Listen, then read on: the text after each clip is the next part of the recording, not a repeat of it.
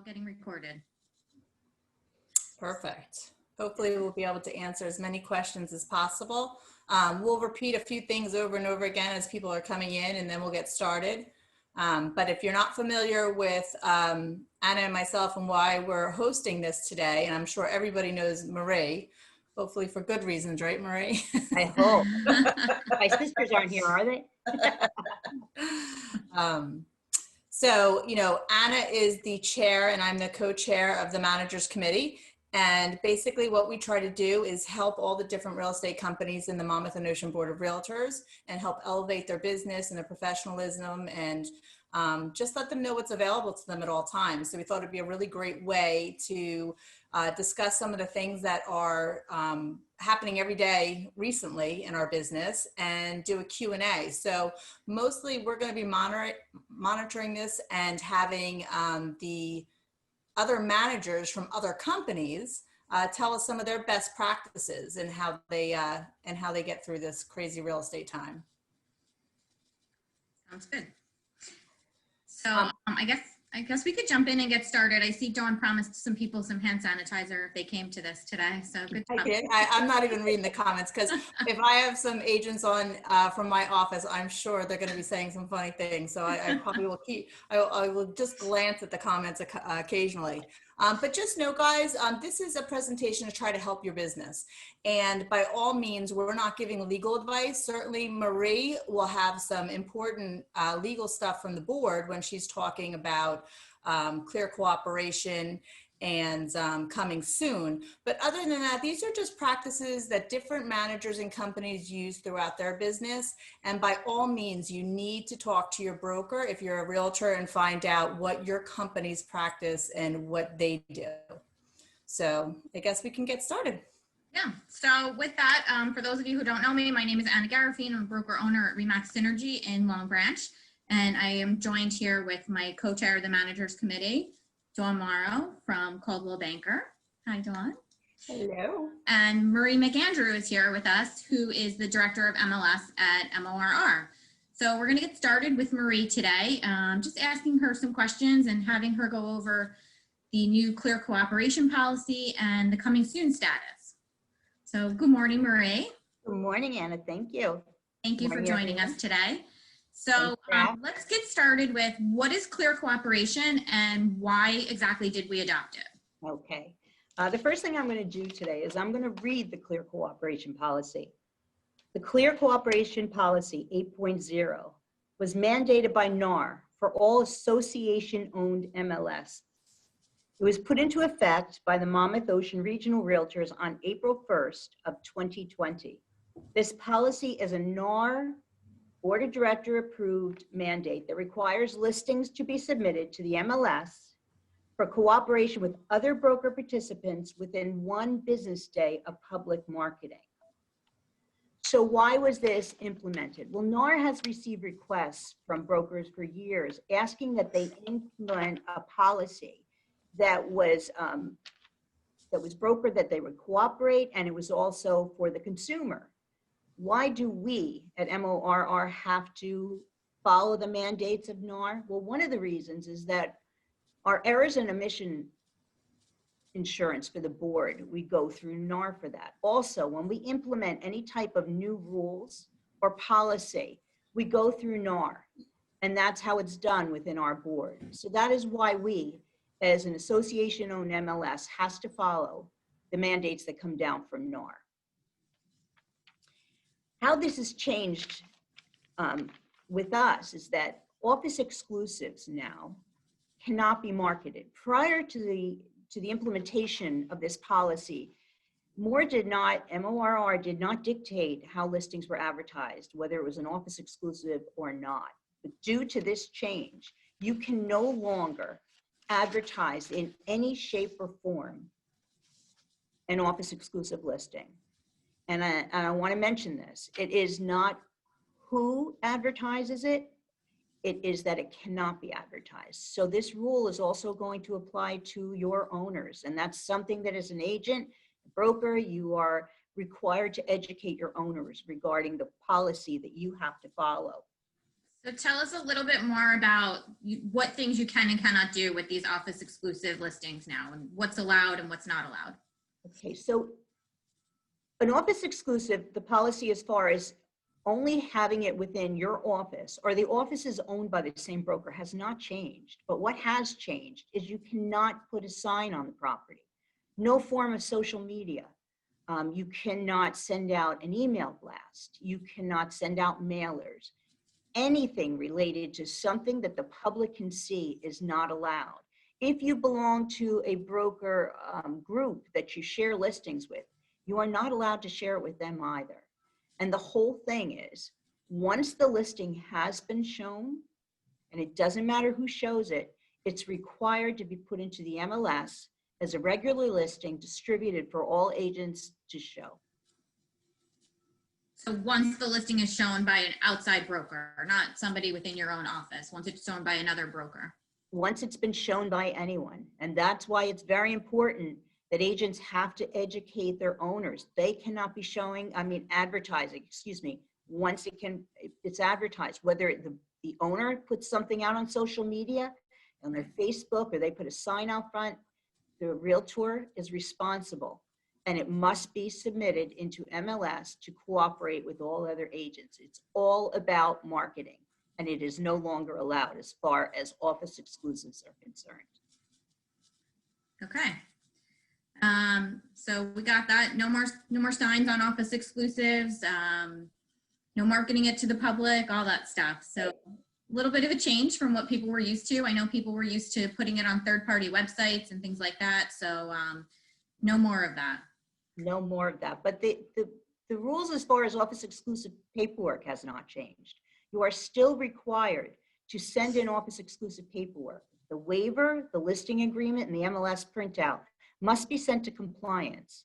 And that's compliance@monmouthOceanRealtors.com. That has not changed.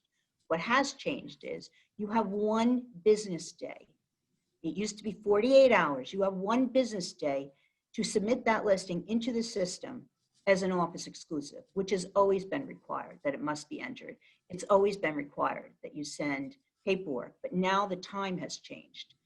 Entering a listing, whether it's an office exclusive or not, is now required within 1 business day. And let me mention one thing here. Having 1 business day does not allow someone to market the property or send out any kind of information to the public regarding that property until it's entered into the MLS. From the date of signature, you should be following the rules of the Clear Cooperation Policy.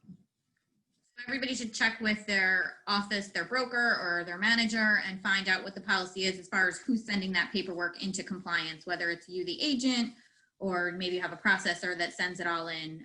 But obviously make sure you're getting your paperwork in, and don't forget that office exclusive rider, right?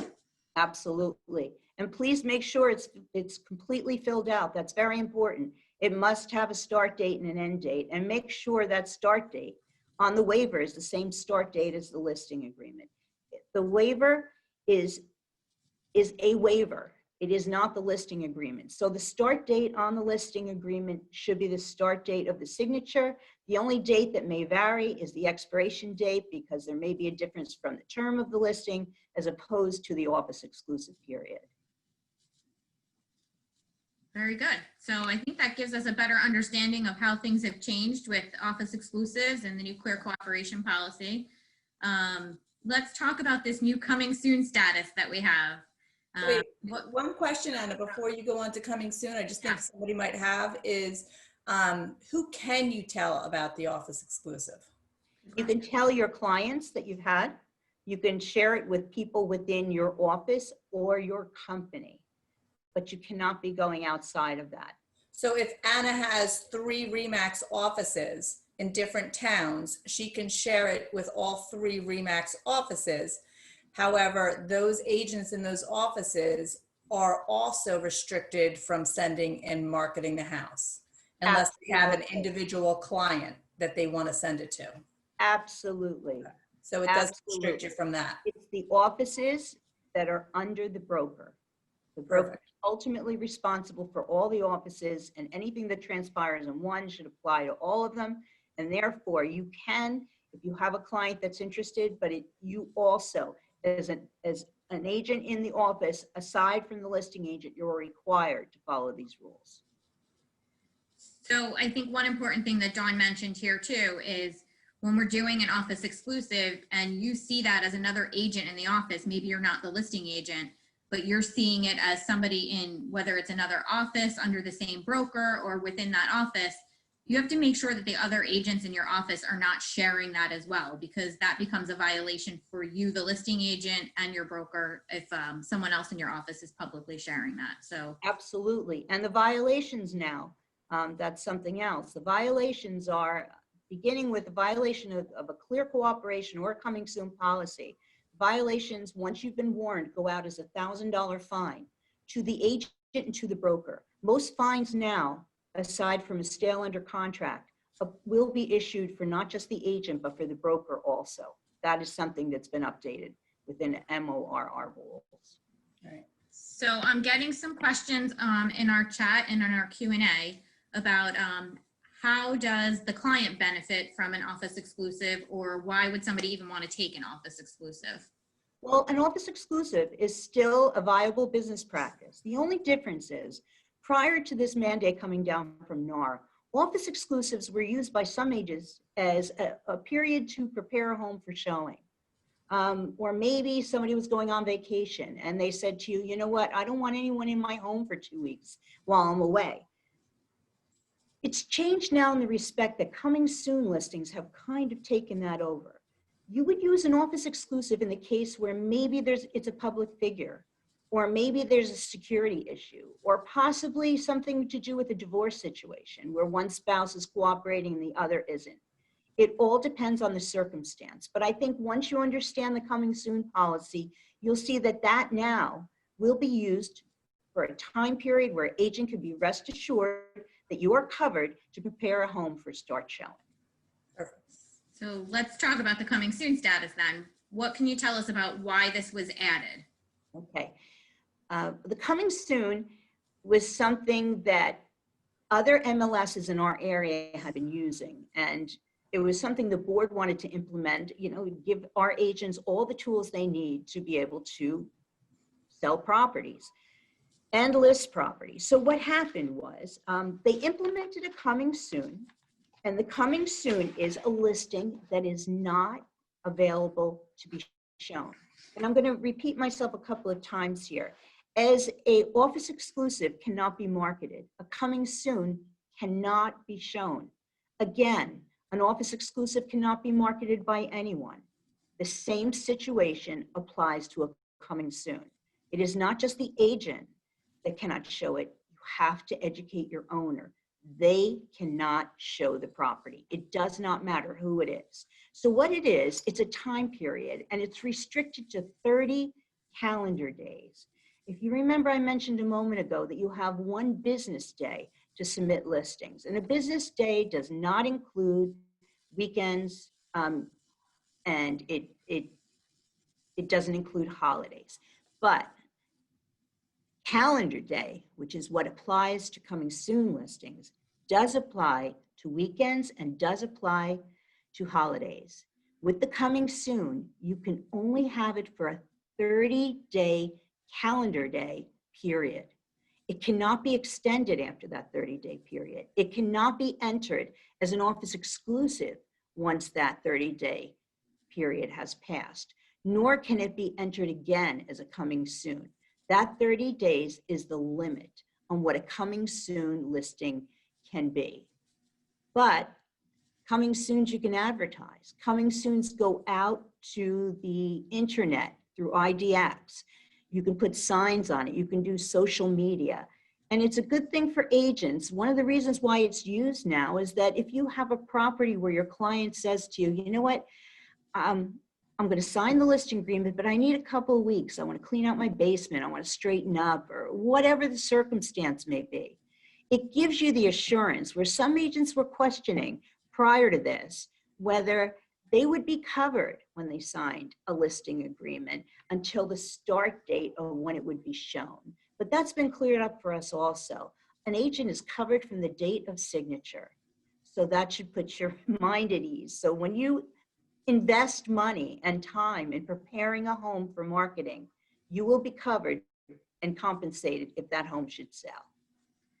Can you tell us a little bit about the coming soon addendum that we have now? Sure.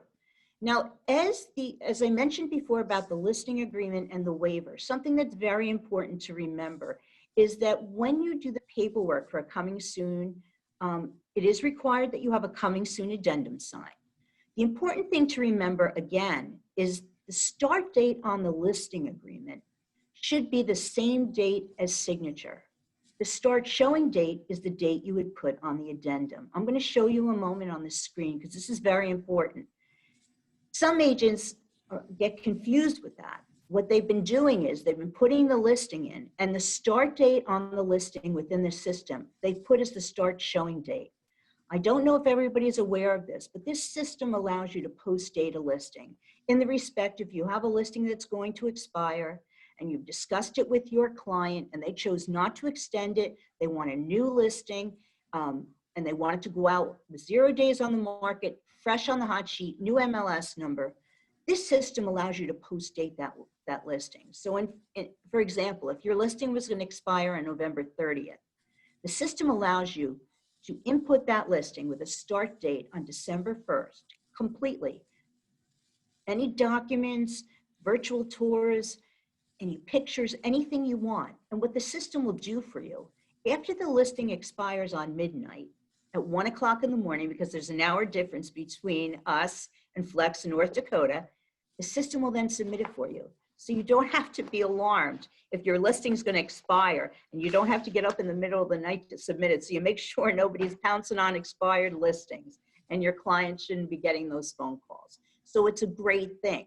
But when it comes to coming soon, if you put that start showing date and there's a start date of the listing, the system's going to recognize that as a post-dated listing. And you will get an MLS number, but will not be distributed into the MLS, nor will it go out to IDX. It's very, very important. And another thing I want to mention is, and I'm going to just share the screen for one moment, Anna. Sure. And I just want to, while Marie's getting the screen up, I just want to mention to everybody, Marie's going to be coming back this afternoon. So if you guys didn't see that as a separate registration, 2 o'clock today, on another Zoom, we will have Marie on for Q&A regarding all things related to clear cooperation and coming soon listings. So you'll have her undivided attention to it. Questions. Thank you. All my not sure on. attention. But when you're in the system, I don't know if everybody knows this, when you go to menu and you look up MLS intranet, you will see all kinds of information, hot sheet guides, whatever. But in there's the rules, regulations, and information. All of the information that we're talking about today in question and answer form, in what the policy is, everything is available to you there. Also, we have forms there. You can find the coming soon addendum. You can find the office exclusive waiver. That's available to you. If you go to the menu, it's under daily functions or just type in MLS intranet. The one thing I want to show you about adding the listing, and this is very, very important, because a coming soon is a status, if you enter it as an active listing and submit it, we at the MLS cannot change that for you. So it's very important to know this. When you're adding a coming soon listing, up at the top now, you're going to see active. That was not there prior to this change. If you click the drop-down arrow, you're going to see coming soon. It's crucial that you select coming soon. Once you select that, you're going to see a field that says start showing date. Make sure above that, the list date is the date of signature, the date the listing agreement starts. And then below that, you're going to have the start showing date. The system defaults automatically to 30 calendar days. Also, if your client changes their mind, if you have, say, for instance, a coming soon for a 2-week period, and your client after a week says to you, hey, I'm ready to start showing, you have the ability, if you would go into change listing information. You go to change listing. In there, you would find at the bottom of the left-hand column, start showing active. Start showing active immediately releases your listing into the system for all agents to show. So it's very, very important that you make sure you choose start that listing and change it from active to coming soon. Because if you don't and you submit it that way, we cannot change it. It has to be re-entered. The other thing is, in the public remarks, you are required to put, this is a coming soon listing that cannot be shown. And now the rules changed a little bit. And I think you're going to find that we are going to be tweaking these rules and these changes, because as we go along, the MLS committee did their due diligence trying to cover every situation. Everybody knows that not every listing's the same. So therefore, things will come up that we will have to address those. The MLS committee and the board will address the changes. Used to be you just had to put this as a coming soon listing that can't be shown at this time. You are now required to put the date that showing start. The date that's showing start is available to you in the bottom right of any listing, right by where the list date is. But it's important to put it in the public remarks, because the whole point of this is to be consumer friendly. The consumer, especially with the market today, needs to know when a listing is going to start showing. It's so competitive out there, so they will be educated, and you don't have to explain to them why they can't see that listing. It clearly will show in the public remarks. And the reason the date has to be in there now is not all the sites on the internet that we send listings to or take listings from us have an area set aside for coming soon. So when you put that information in the public remarks, the public is clear on what the policy is. So Marie, I think that's really a very important point to drill into, because that's part of where we're at with this coming soon versus the office exclusives. I know we were getting a lot of complaints about office exclusives going onto those third-party websites, and then, you know, they were being marketed and buyers were then going directly to listing agents to try to get into them. So, you know, by putting it in the public remarks, you're putting in here when the listing can, you know, this is a coming soon listing, no showings until such a date. And we're putting that in there in a way that the public sees that, and the public now knows that no one else is getting in before then as well. So absolutely on that, even though it's going on the third-party websites, it's kind of, we're hoping to eliminate that need for a buyer to think they have to go directly to the listing agent to get in, because the listing, that's the whole point, Anna. absolutely not allowed to be letting them in either. Pro-competitive, and that's the point. The MLS should be an equal playing field for all agents to list and sell property. That is the MLS. And when you become a member of MLS, you agree to cooperate with your peers, other agents. And by implementing this clear cooperation policy, that should be something that should help you and help the consumer. And that's the whole point. So we're kind of out of time, but I know that Marie's going to come back later. So this Look forward to it. Look forward to all your questions.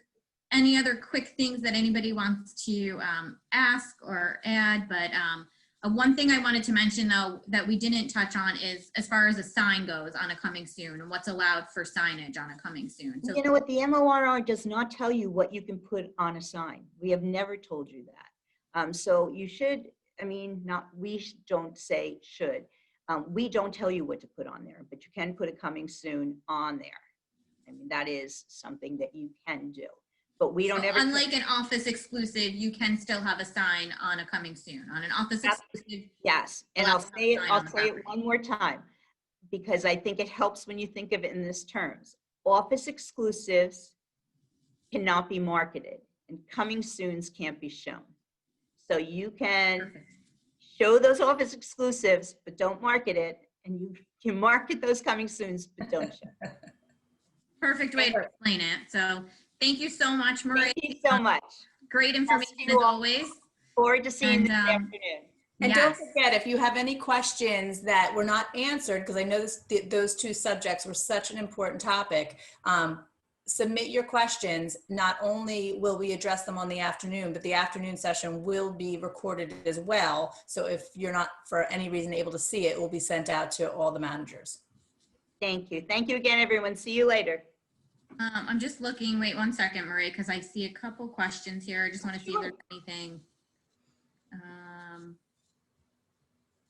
No, where do you change the active date on the coming soon listing? But you covered that in your screen share, so. Oh, let me just mention one thing. If you put that coming soon in, say for a 2-week period, and your owner says to you, I'm not ready, you cannot extend that period. You would have to have an amendment form signed. And in the remarks there, it's not a specific coming soon place. You can put, this is an extension to the coming soon period. The most important thing to know about that is we have to change that for you.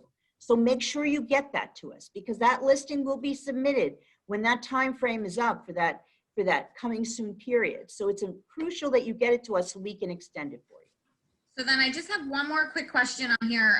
We talked about if you were to put the listing on before your original coming soon date, is there paperwork that's needed in order to put the coming soon listing as active? So it's a status change, guys, because coming soon is a status. So we're changing it from a coming soon status to an active status. And what they're asking is, let's say you had it as a 30-day coming soon status and you're doing it in 2 weeks. Is there paperwork that's needed to show that we're adjusting that time frame? You know what? You should always have something in writing or a signature from your owner. We don't need it. We don't need any coming soon paperwork. But I think it's very important that no matter what your client asks you to do, have it documented. That covers you and that covers your broker. So for your own benefit, you can have an amendment form. Easy to put in there. Start showing as per owner with the signature and the date. You're Awesome. covered. Very good. Thank you, Marie.